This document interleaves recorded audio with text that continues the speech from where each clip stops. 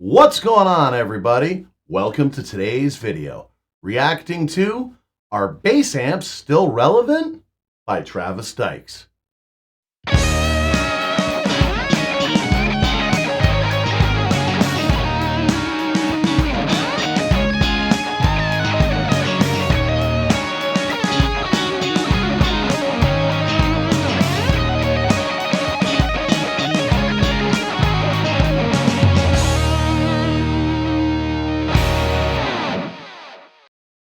So what's going on, everybody? Today we're going to be reacting to Are Bass Amps Still Relevant? By Travis Dykes. As always, if you've not already subscribed to Travis Dykes, go ahead and give Travis a sub right now. And also, in this video, in the description, I've included a link to the original video. Go and give the original video a like. And on this video, my video, leave a comment on what you'd like to see me react to next. And let us be getting to it.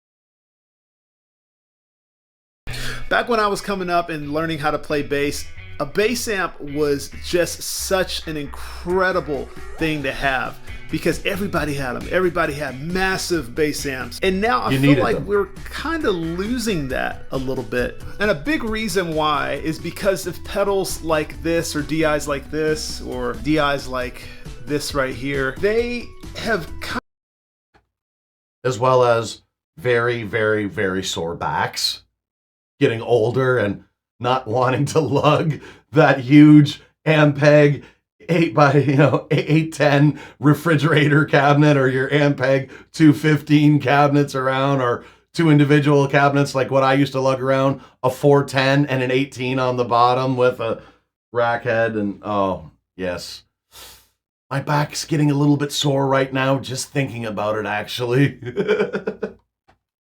kind of made it a little harder on people spending money on amps because they can get a great sound or even better sound than most amps with just a pedal that you can fit in your bag or your backpack. The big difference when it comes to amps nowadays is that they could do tons more than what they could back whenever I was first learning how to play bass.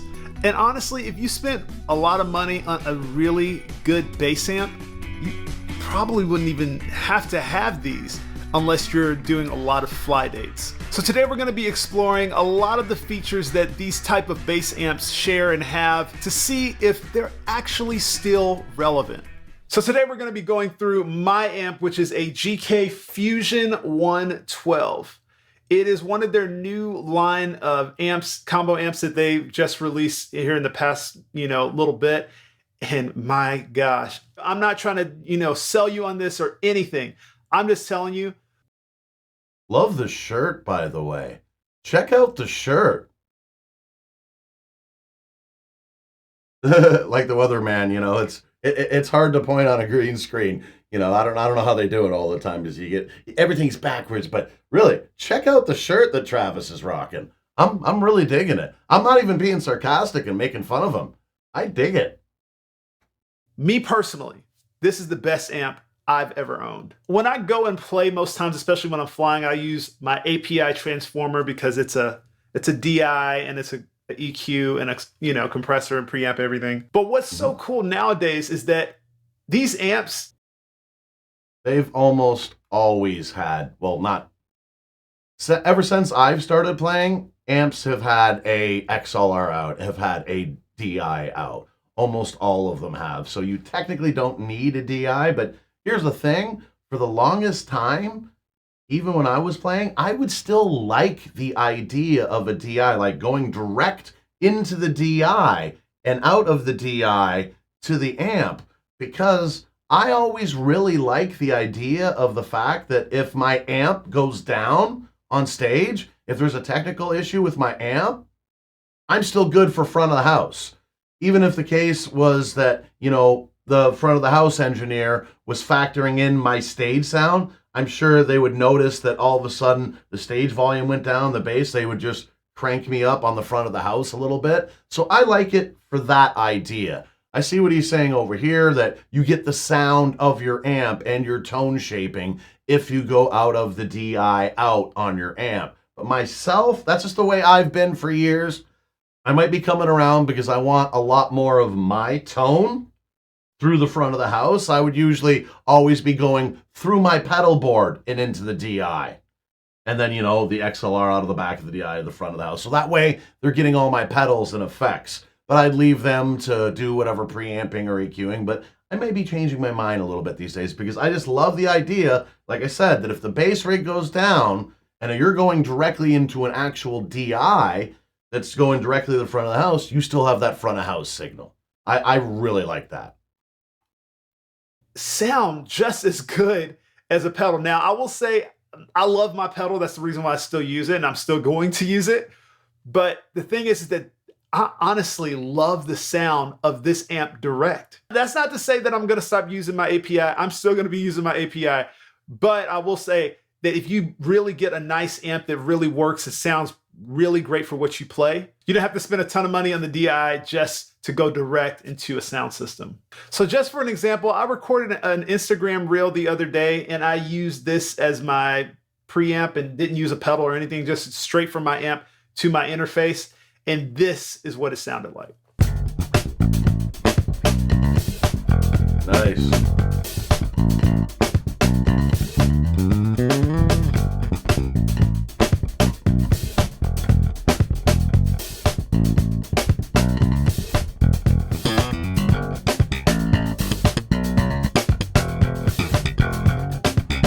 I love his tone. Play similar-ish kind of style as him, so I like that same type of tone. Now, Nice and bright. something that I had an issue with whenever I first got my first amp was that it was hard to figure out a way to play music through my amp so I can practice and play at the same time. And nowadays, new amps like this one and just like different amps have a way where you can plug in an aux connection to where you can play your music through your phone and through your amp, and then also hook up your headphones to it so you can hear the music. And a lot of them have Bluetooth as well, too, so you don't have to physically plug in an aux cable. You can just pair your phone to Bluetooth. And a lot of them actually have apps that help you run a whole bunch of different things on them. He's absolutely right about that. He's spot on about that there's a lot more options with the bass amps to do things like this. Because going way back, like I said, built-in, XLR DIs were almost always, at least as long as I've been playing, in amps, and most amps I would get, at least, the larger amps and all that sort of thing. Even a lot of the smaller combo amps. But yeah, there wasn't always auxiliary inputs into them and, headphone outs on all. Headphone outs were along for quite some time, but they sounded like absolute garbage, like hot garbage. But yeah, you can even, in a lot of cases, pair it together with Bluetooth. But yeah, the sound example that he used of him basically using his amp as a preamp / DI box sounded great. You think about it, like the only difference between using an amp XLR out for recording like that and using a DI pedal is that has a speaker that you could use when you want to in power. That's the only difference. It's just, you got it shrunken down into that with no speaker. It's easier to lug around. You can take it on a fly gig and just throw it in your gig bag and off you go. He's absolutely spot on about that. And your bass. Another thing about amps that were kind of making them a little irrelevant as well is that they were so huge. They were such a big thing to carry with you. Now they have made ones like this one. My Fusion is a 112, so it's a 112-inch speaker. So 12-inch speaker is actually not that huge, but what is crazy is that I've taken this on tours. I've taken this on like rehearsals when we're in a big stage room. Dude, it fills up a room. I didn't even need much more than this. I have to honestly say, though, myself, I have no experience other than messing around in my living room with my little, tube amp. I got why am I blanking on the name of it? Oh my God, it's the Amazon cheapo brand Monoprice, stage right tube 15 amp. There we go. It's not a bass amp at all, but it has a 12 in it. And that's the only time I've ever really used 12-inch speakers on a bass. I'm a guy that myself, if I'm using one cabinet, I want a 410 cabinet. Or if I'm using a tiny combo, I want two 10-inch speakers. I've never really been too partial to using 15s for a bass amp. I think 15s are a PA speaker, and when I would go with my larger bass rig, I would have an 18 on the bottom and 410s on top. So I would imagine that even like, yeah, I've never, for a legit bass amp, I've never actually used a 12 for bass. Like I said, the Monoprice 12-inch tube 15 that I have in my living room that's mainly a guitar amp. I run my bass through it before, but it's not a bass amp. So I wouldn't really know how well that would actually fare with an actual bass power amp behind it and all. I don't know. I'm not saying it would be bad. I'm just saying myself, I've got no experience with it, but I'd be interested to try. The DI sound on that was fantastic, but I'm just wondering what the speaker sounds like when you're standing in front of it and how well it could really compete with a band. With, I know we see him rocking out with a band, but, even if they're recording and getting a room mic, you're not going to really be able to capture that part of it unless it was mic'd up and mic'd up properly. But maybe he will mic it up. Let's see. For just like a normal stage, and I wasn't even all the way up, and I'm like, oh my gosh, this is like loud. You don't have to have a massive cabinet to have a massive sound. So what's really cool about amps nowadays, especially if it's like the professional or kind of a little bit more high quality, you can push power from your combo amp to power another amp that's like the same size, or even, a bigger cabinet if you want some more low end. Now I've done this at church before, and it's actually really fun to do. So you should check and see if your amp can do this as well, because it's not just this amp, but other amps can do this as well, especially if it's like a mid-tier to like higher tier amp. You should be able to power other speakers from it. Also, with amps like this guy and like kind of Aguilar amps and some others, you can stack these and kind of make a bigger cabinet. So say you're like, man, this is really expensive, which I'm just gonna just straight out say it. This is not a cheap amp, but you can buy one of these and then save up for, to get another one and stack it on top and get yourself a 212 just by buying a second one. And then if you want to buy another one, you could buy a 115 or something like that. You can just stack them and use them together to create the biggest amp. Just like I was saying, my preferred when going with a larger size rig was always an 18 on the bottom and 410s on top. Yeah, for smaller gigs, it would be just the 410 cabinet. I don't like the sound of the 18 on its own. It produces a little more, kind of the floppy, more you feel it low end, as were the 410s, which will give you a lot more. It'll give you plenty low end through a 410 cabinet as well, too. I'll tell you, you're rocking just a 410, for quite a long time on the smaller gigs, it does just fine. But, the 410 is what'll get you a lot more of that clarity, that snap. And 18 alone might be a little too much just on the lower frequencies and maybe the low mids at best. That you want to. The reason why stacking is cool is because if I'm on a little gig or something like that, I can just take this one. But if I'm on like a big touring gig and I have a bus and we have all this equipment, I can take 3-4 of these with me and have like a really big amp if I want to. That's the one thing about bigger amps, is that you're kind of committed to the size of it. So nowadays, having something that's a little bit smaller that you can stack kind of lets you have more versatility in what type of gigs you can use it with. Now, one thing that bass amps have now that they definitely did not have years ago are effects built into the amp. Now, y'all know me. I'm not like a huge person when it comes to having like these big pedal boards of a bunch of different effects that you take everywhere, just like a guitar player. But I usually say that there's 3 or 4 effects that you should have in your arsenal, which is a good preamp pedal, a good compressor, a tuner pedal, and a overdrive or distortion pedal. But nowadays with some of these newer amps, they have these effects already built into them.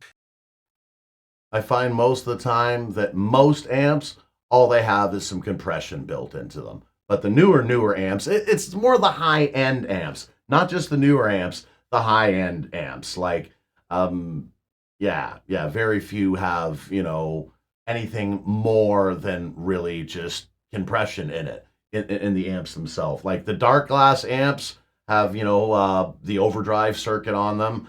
Those things are fantastic. Quite expensive though, too. Of course, all the dark glass stuff is expensive, but it's fantastic. But yeah, that's another thing. Yeah. Now, my particular amp doesn't have a bunch of effects, but it just has an essential one, which is an overdrive. And that's really awesome for me because I really don't want to have to always bring an overdrive. And the fact that I could just hit a button, which on this amp, it has a foot switch where you can just click it on and activate the overdrive, click it off whenever you're ready. And you don't have to necessarily put it in your pedal board. And to be honest, I really haven't been a huge fan of effects on amps, but overdrive is something I could live with. But when it comes to like compression and all these kind of filters and stuff like that, I'm like, that's just my opinion. But the overdrive in here sounds great. To give you an example, here's what the overdrive on my amp sounds like.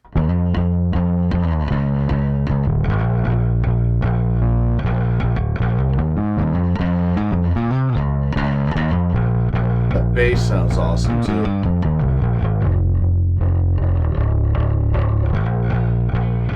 So I started off this video with the question, are bass amps still relevant? And I will tell you this, there are some aspects where I can see you don't need a bass amp, but for me, being kind of a purist at heart, and then also just being a bass player that loves to feel the bass, I feel like they are still relevant. It really all depends, and I say this all the time when it comes to all the videos talking about guitar amp modelers and or bass modelers, bass modelers or real amps, which should you go? And it's the same idea with this argument with using a real amp as a bass player or going just with the DI pedal. What it really depends on is the situation, but most of all in said situation, it depends on the PA. Are you going to have a big enough PA because you have no speakers, you have no power, you have that DI pedal? Do you have big enough production and big enough PA that will be able to amplify your bass through the venue? As well, too, monitoring situation. Is the entire group on in-ear monitors? Does everybody have their own monitor mix? Now, like I always say, a lot of the venues that I used to play, I was playing typical local bars, pubs, restaurants, and watering holes. That what we'd be using, we call it sound on a stick. Couple 15s with horns on stands, and pretty much the PA is pretty much putting out just vocals, little tiny bit of kick drum, little tiny bit of bass and or guitar, but for the most part, just vocals, and you're using your bass amp and or guitar amp for the guitar players to fill the room. In that situation, you need an amp. You cannot go just DI pedal.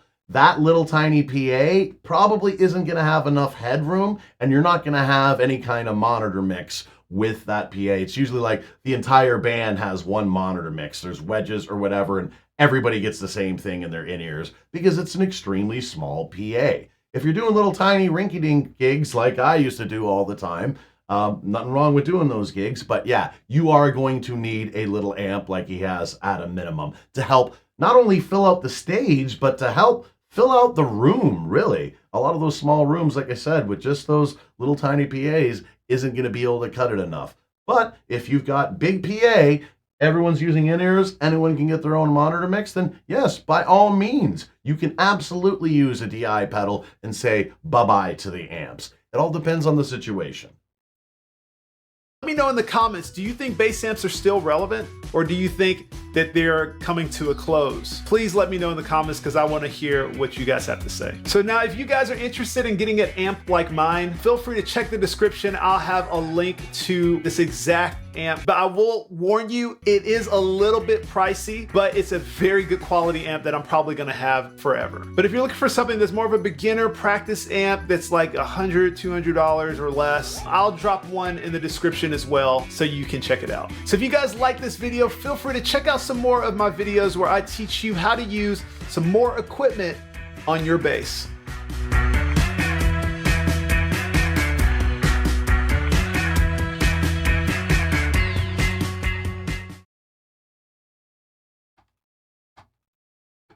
All right, so that was our bass amps still relevant by Travis Dykes. As always, everyone, if you've not already given a sub to Travis, go ahead and give him a sub. Also, I've included the link for the original video in the description of this video. Go and give the original video a like. And on this video, my video, leave a comment on what you'd like to see me react to next.